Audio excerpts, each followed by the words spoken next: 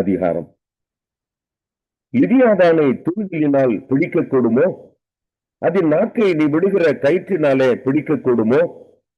அதன் மூக்கை நாக்கயிறு போட்டு கட்டக்கூடுமோ? அதன் தாடையை பார்த்து அநேக விண்ணப்பம் செய்யுமோ? நோக்கி இச்சக வார்த்தைகளை சொல்லுமோ? அதை என்னோட உடன்படிக்கை பண்ணுமோ? அதை சதா காலமும் அடிமை கொள்வாயோ? விளையாடுவது போல் நீ அதனோட விளையாடி அதை மக்கள் அண்டையிலே கட்டி வைப்பாயோ? கூட்டாளிகள் அதை பிடிக்க பிரயத்தனப்பட்டு அதை வியாபாரிகளுக்கு பங்கிடுவார்களோ? நீ அதன் தோலை அநேக அம்புகளினாலும் அதன் தலையை எரி வல்லயங்களினாலும் எரிவாயோ?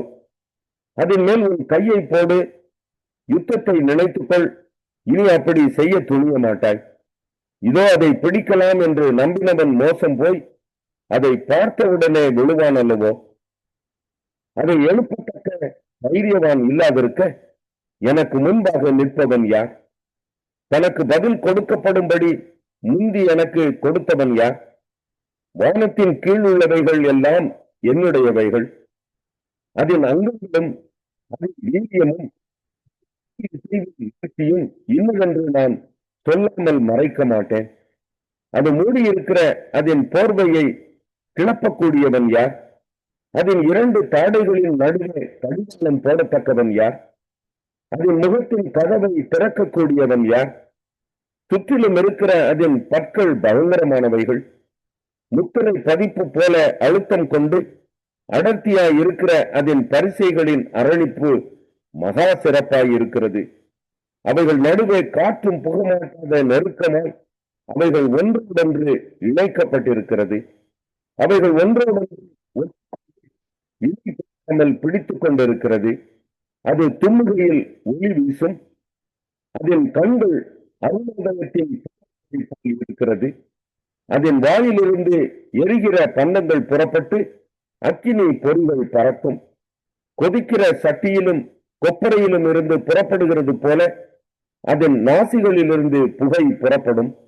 அதன் சுவாசம் கரிகளை கொளுத்தும். அதன் வாயிலிருந்து ஜுவாலை புறப்படும்.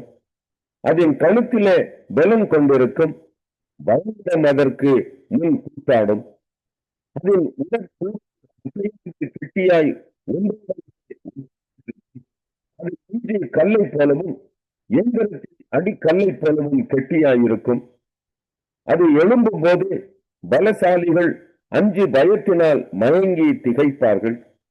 அதை தாக்குகிறவனுடைய பட்டயம், ஈட்டி, வல்லயம், கவசம் ஒன்றும் அதற்கு முன் நிற்காது. அது இரும்பை வைக்கோலாகவும் வெண்கலத்தை உடுத்த மரமாகவும் எண்ணும். அம்புதை துரத்தாது. கவன் கற்கள் அதற்கு துரும்பாகும். அது பெரும் தடிகளை காலடிகளாக எண்ணி ஈட்டியின் அசைவை இகழும். அதன் கீழாக கூர்மையான கற்கள் கிடந்தாலும் அது சேற்றின் மேல் ஓடுகிறது போல கருக்கான அவைகளின் மேலும் ஓடும். அது ஆழத்தை உலை பானையை போல் பொங்க பண்ணி கடலை தைலம் போல கலக்கிவிடும். அது தனக்கு பின்னாக பாதையை துலங்க பண்ணும். ஆழமானது வெளுப்பான நரையை போல் விளங்கும். பூமியின் மேல் அதற்கு ஒப்பானது ஒன்றுமில்லை. அது இருக்க பண்ணப்பட்டது. அது மேட்டுமையானது எல்லாம் அற்பமாய் எண்ணுகிறது. அது அகங்காரம் உள்ள ஜீவன்களுக்கெல்லாம். யோபு 42 அதிகாரம். அப்போது யோபு கர்த்தருக்கு பிரதியுத்தரமாக, தேவரீர் சகலத்தையும் செய்ய வல்லவர், நீர் செய்ய நினைத்தது தடைபடாது என்று அறிந்திருக்கிறேன். அறிவில்லாமல் ஆலோசனையை மறைக்கிற இவன் யார்? ஆகையால் நான் எனக்கு தெரியாததையும் என் புத்திக்கு எட்டாததையும் நான் அறியாததையும் அலப்பினேன் என்கிறேன். நீர் எனக்கு செவிகொடும், அப்பொழுது நான் பேசுவேன். நான் உம்மை கேள்வி கேட்பேன், நீர் எனக்கு உத்தரவு சொல்லும். என் காதினால் உம்மை குறித்து கேள்விப்பட்டேன், இப்பொழுது என் கண் உம்மை காண்கிறது. ஆகையால் நான் என்னை அனுபவித்து தூளிலும் சாம்பலிலும் இருந்து மனஸ்தாபப்படுகிறேன் என்றான். கர்த்தர் இந்த வார்த்தைகளை யோபோடே பேசின பின் கர்த்தர் தேமானியனான எலிப்பாசை நோக்கி, உன் மேலும் உன் 2 சிநேகிதர் மேலும் எனக்கு கோபம் மூளுகிறது. என் தாசனாகிய யோபு பேசினது போல் நீங்கள் என்னை குறித்து நிதானமாய் பேசவில்லை. ஆதலால் நீங்கள் 7 காளைகளையும் 7 ஆட்டுக்கடாக்களையும் தெரிந்து கொண்டு என் தாசனாகிய யோபினிடத்தில் போய் உங்களுக்காக சர்வாங்க தகன பலிகளை இடுங்கள். என் தாசனாகிய யோபும் உங்களுக்காக வேண்டுதல் செய்வான். நான் அவன் முகத்தை பார்த்து உங்களை உங்கள் புத்தியினத்துக்கு தக்கதாக நடத்தாதிருப்பேன். என் தாசனாகிய யோபு பேசினது போல் நீங்கள் என்னை குறித்து நிதானமாய் பேசவில்லை என்றார். அப்பொழுது தேமானியனான எலிப்பாசும் சூகியனான பில்தாத்தும் நாகமாத்தியனான சோப்பாரும் போய் கர்த்தர் தங்களுக்கு சொன்னபடியே செய்தார்கள். அப்பொழுது கர்த்தர் யோபின் முகத்தை பார்த்தார். யோபு தன் சிநேகிதருக்காக வேண்டுதல் செய்த போது கர்த்தர் அவன் சிறையிருப்பை மாற்றினார். யோபுக்கு முன் இருந்த எல்லாவற்றை பார்க்கிலும் 2 தனையாய் கர்த்தர் அவனுக்கு தந்தருளினார்.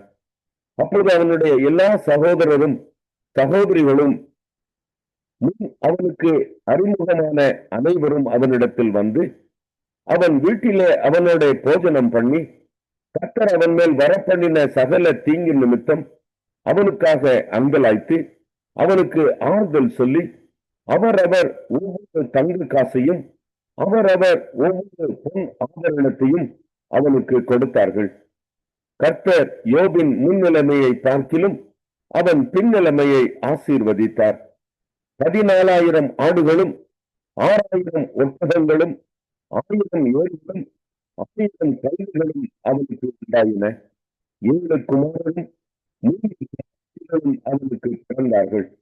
மூத்த மகளுக்கு எலிமாள் என்றும் 2ஆம் மகளுக்கு கெத்தியாள் என்றும் 3ஆம் மகளுக்கு கேசனாப்புக் என்றும் பெயரிட்டான். தேசத்தில் எங்கும் யோபின் குமாரத்திகளை போல் சௌந்தரியமான பெண்கள் காணப்படவில்லை. அவர்கள் தகப்பன் அவர்கள் சகோதரரின் நடுவிலே அவர்களுக்கு சுதந்திரம் கொடுத்தான். இதற்கு பின்பு யோபு 140 வருஷம் உயிரோடு இருந்து 4 தலைமுறையாக தன் பிள்ளைகளையும் தன் பிள்ளைகளுடைய பிள்ளைகளையும் கண்டான். யோபு நெடுநாள் இருந்து. மல்கியா 3ஆம் அதிகாரம். இதோ நான் என் தூதனை அனுப்புகிறேன். அவன் எனக்கு முன்பாக போய் வழியை ஆயத்தம் பண்ணுவான். அப்பொழுது நீங்கள் தேடுகிற ஆண்டவரும் நீங்கள் விரும்புகிற உடன்படிக்கையின் தூதனுமானவர் தம்முடைய ஆலயத்துக்கு தீவிரமாய் வருவார்.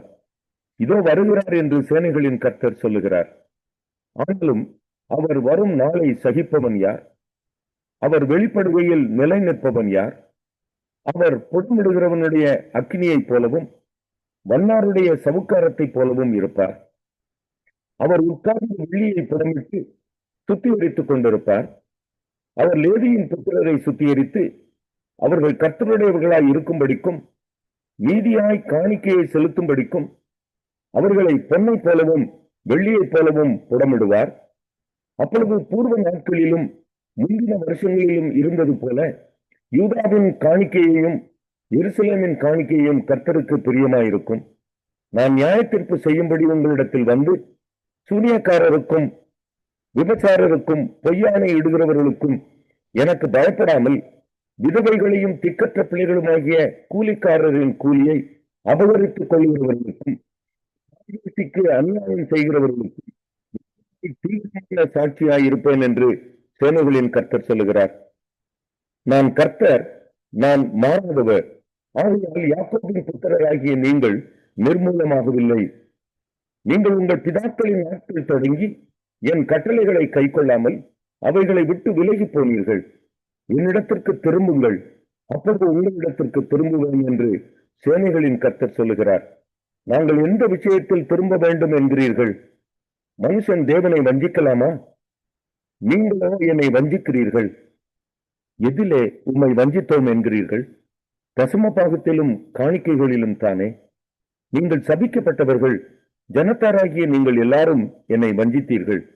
என் ஆலயத்தில் ஆபத்தம் உண்டாயிருக்கும் போது தசம பாகங்களை எல்லாம் பண்டசாலையிலே கொண்டு வாருங்கள்.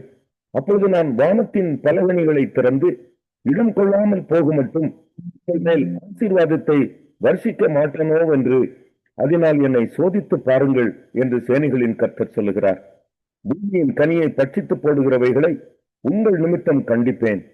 அவைகள் உங்கள் நிலத்தின் பலனை அழிப்பதில்லை. வெளியே திராட்சை கொடி பலமில்லாமற் போவதும் இல்லை என்று சேனைகளின் கர்த்தர் சொல்லுகிறார். அப்பொழுது எல்லா ஜாதிகளும் உங்களை பாக்கியவான்கள் என்பார்கள். தேசம் விரும்பப்படத்தக்கதாய் இருக்கும் என்று சேனைகளின் கர்த்தர் சொல்லுகிறார். நீங்கள் எனக்கு விரோதமாய் பேசின பேச்சுகள் கடினமாய் இருக்கிறது என்று கர்த்தர் சொல்லுகிறார். ஆனாலும் உமக்கு விரோதமாக என்னத்தை பேசினோம் என்கிறீர்கள். தேவனை சேவிப்பது விருதா? அவருடைய கட்டளைகளை கை கொள்கிறதினாலும் சேனைகளின் கர்த்தருக்கு முன்பாக துக்கித்து நடக்கிறதினாலும் என்ன பிரயோஜனம்? இப்போதும் அகங்காரிகளை பாக்கியவான்கள் என்கிறோம். தீமை செய்கிறவர்கள் திடப்படுகிறார்கள். அவர்கள் தேவனை பரீட்சை பார்த்தாலும் விடுவிக்கப்படுகிறார்களே என்று. அப்பொழுது கர்த்தருக்கு பயந்தவர்கள் ஒருவர் பேசிக் கொள்வார்கள். கர்த்தர் கவனித்து கேட்பார். கர்த்தருக்கு பயந்தவர்களுக்காகவும் அவருடைய நாமத்தை தியானிக்கிறவர்களுக்காகவும் ஞாபக புஸ்தகம் ஒன்று அவருக்கு முன்பாக எழுதப்பட்டிருக்கிறது. என் சம்பத்தை நான் சேர்க்கும் நாளில் அவர்கள் என்னுடையவர்களாய் இருப்பார்கள் என்று சேனைகளின் கர்த்தர் சொல்லுகிறார். ஒரு மனுஷன் தனக்கு ஊழியம் செய்கிற தன்னுடைய குமாரனை கடாட்சிக்கிறது போல நான் அவர்களை கடாட்சிப்பேன். அப்பொழுது நீங்கள் நீதிமானுக்கும் ஊழியம் செய்கிறவனுக்கும் அவருக்கு ஊழியம் செய்யாதவனுக்கும். மல்கியா 4ஆம் அதிகாரம். இதோ சூளையைப் போல எரிகிற நாள் வரும். அப்பொழுது அகங்காரிகள் யாவரும் அக்கிரமம் செய்கிற யாவரும் துரும்பாய் இருப்பார்கள். வரப்போகிற அந்த நாள் அவர்களை சுட்டரிக்கும். அது அவர்களுக்கு வேரையும் குப்பையும் வைக்காமற் போகும் என்று சேனைகளின் கர்த்தர் சொல்லுகிறார். அவர்களின் நாமத்துக்கு பயந்திருக்கிற உங்கள் மேல் நீதியின் சூரியன் உதிக்கும். அதன் செட்டைகளின் கீழ் ஆரோக்கியம் இருக்கும். நீங்கள் வெளியே புறப்பட்டு போய் கொளுத்த கந்துகளைப் போல வளருவீர்கள். துன்மார்க்கரை மிதிப்பீர்கள். நான் இதை செய்யும் நாளிலே அவர்கள் உங்கள் உள்ளங்கால்களின் கீழ் சாம்பலாய் இருப்பார்கள் என்று சேனைகளின் கர்த்தர் சொல்லுகிறார். ஒரு இதிலே இஸ்ரவேல் எல்லாருக்காகவும் என் தாசனாகிய மோசேக்கு நான் கற்பித்த நியாயப்பிரமாணமாகிய கட்டளைகளையும் நியாயங்களையும் நினையுங்கள். இது கர்த்தருடைய பெரிதும் பயங்கரமான நாள் வருகிறதற்கு முன்னே நான் உங்களிடத்திற்கு எலியா தீர்க்கதரிசியை அனுப்புகிறேன். நான் வந்து பூமியை சங்காரத்தால் அடிக்காதபடிக்கு அவன் பிதாக்களுடைய இருதயத்தை பிள்ளைகளிடத்திற்கும் பிள்ளைகளுடைய இருதயத்தை. வெளிப்படுத்தின விசேஷம் 21ஆம் அதிகாரம்.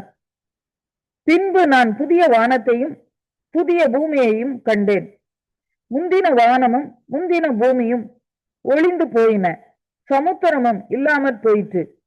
யோவானாகிய நான் புதிய எருசலேம் ஆகிய பரிசுத்த நகரத்தை தேவனிடத்தில் நின்று பரலோகத்தை விட்டு இறங்கி வர கண்டேன். அது தன் புருஷனுக்காக அலங்கரிக்கப்பட்ட மணவாட்டியைப் போல ஆயத்தமாக்கப்பட்டு இருந்தது. மேலும் பரலோகத்திலிருந்து உண்டான ஒரு பெரும் சத்தத்தை கேட்டேன். அது இதோ, மனுஷர்களிடத்திலே தேவனுடைய வாசஸ்தலம் இருக்கிறது. அவர்களிடத்திலே அவர் வாசமாய் இருப்பார். அவர்களும் அவருடைய ஜனங்களாய் இருப்பார்கள். தேவன் தாமே அவர்களோட கூட இருந்து அவர்களுடைய தேவனாய் இருப்பார்.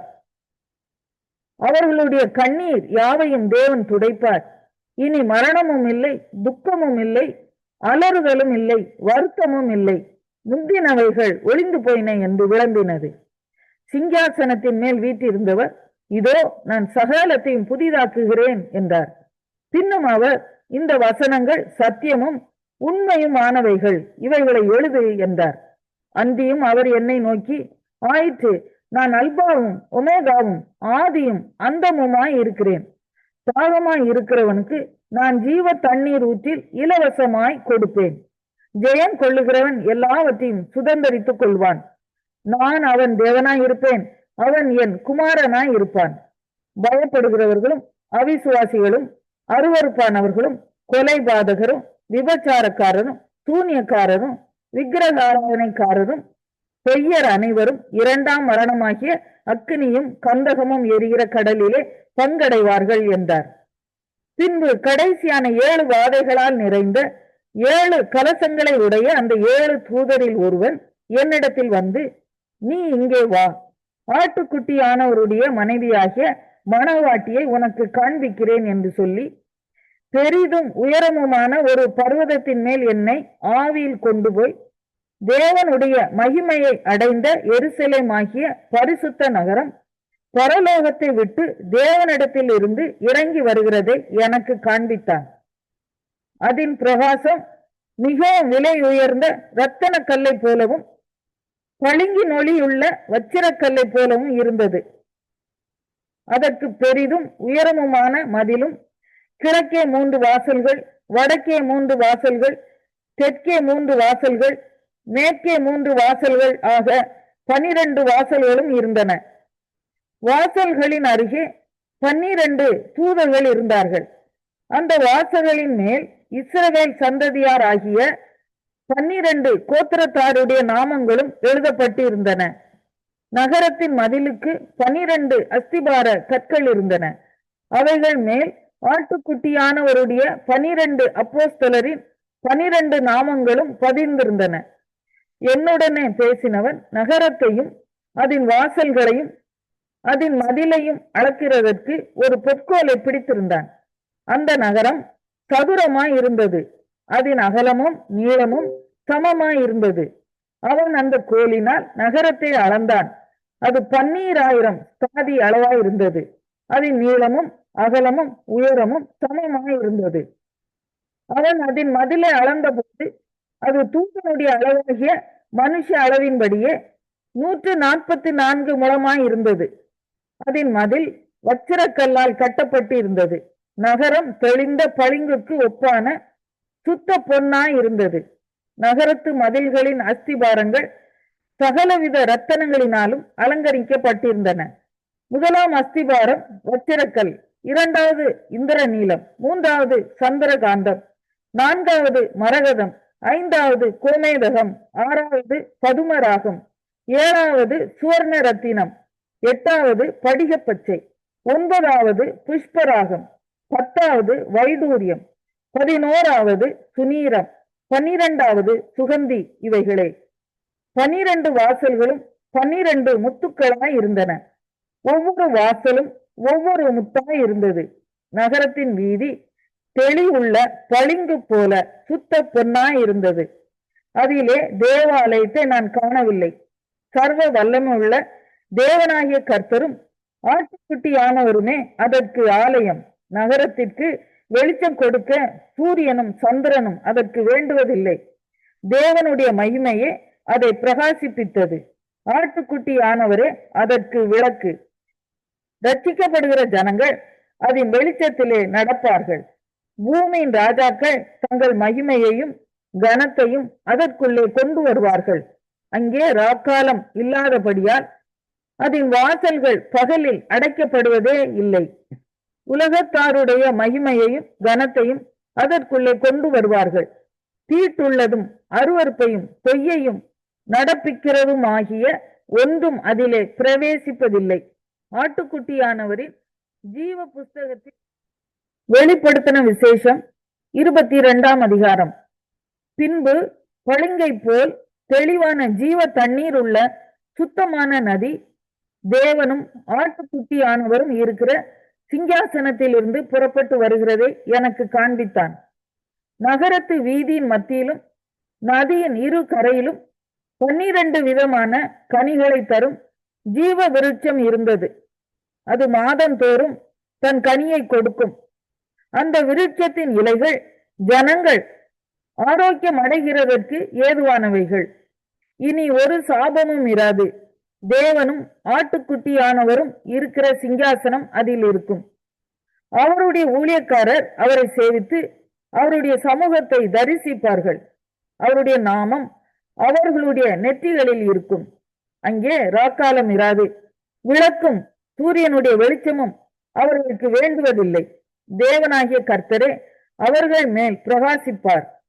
அவர்கள் சதா காலங்களிலும் அரசாளுவார்கள்.